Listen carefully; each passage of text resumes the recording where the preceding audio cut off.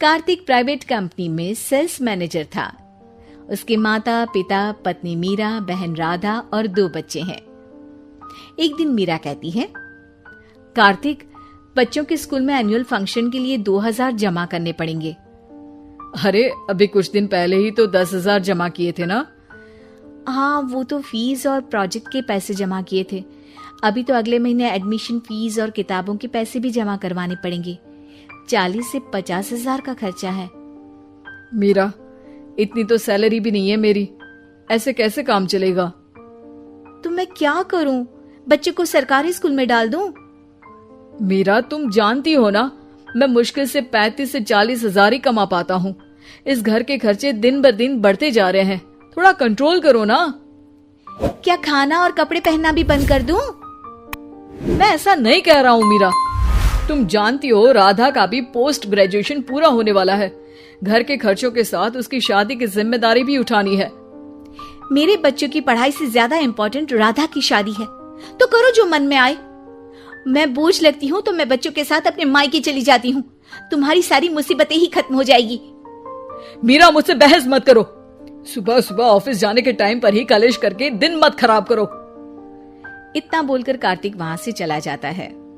तभी, कार्तिक बेटा, ऑफिस जा रहे हो? मेरी दवाइयां लेते आना। और बेटा, बिजली का भी बिल 2 महीने से जमा नहीं हुआ, इसे भी आज जमा करवा देना। जी पिताजी, लाइए बिजली का बिल। 4,600 रुपए बिजली का बिल आया है। माँ, मीरा, राधा, कितना ज्यादा बिल आया है। भैया, ये 2 महीने का बिल है और मैं तो सिर्फ फोन चार्ज करती हूँ।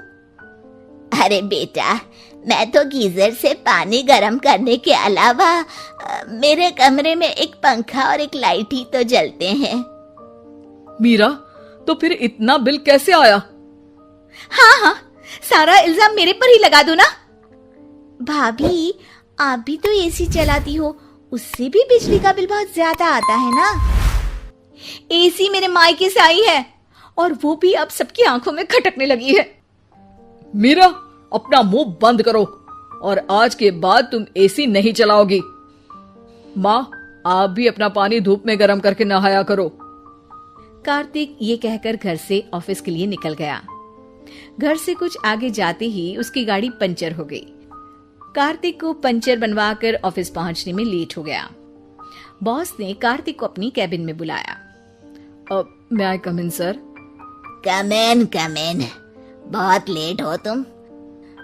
सॉरी सर, कुछ प्रॉब्लम्स की वजह से लेट हो गया। मुझे कुछ नहीं सुनना। तुम्हारा टारगेट कंप्लीट हुआ? नो सर, अभी बाकी है। क्यों? सर, मार्केट में बहुत रिसेशन चल रहा है, बिजनेस कहीं से मिल नहीं पा रहा। मैं अपनी तरफ से पूरी कोशिश कर रहा हूँ सर। मुझे तुम्हारी कोशिश नहीं चाहिए, मुझे बिजनेस चाहिए। अगर तुमसे नहीं हो पा रहा है तो तुम रिजाइन कर सकते हो। नहीं सर, मुझे इस नौकरी की बहुत जरूरत है। मैं अपनी फैमिली का सिंगल अर्निंग पर्सन हूँ। मेरी जॉब चली गई तो मेरी फैमिली प्रॉब्लम में आ जाएगी सर। इसका ख्याल तुम्हें रखना चाहिए। जाओ यहाँ से, और बिना बिजनेस लाए मुझे तुम अपना मुंह मत दिखाना।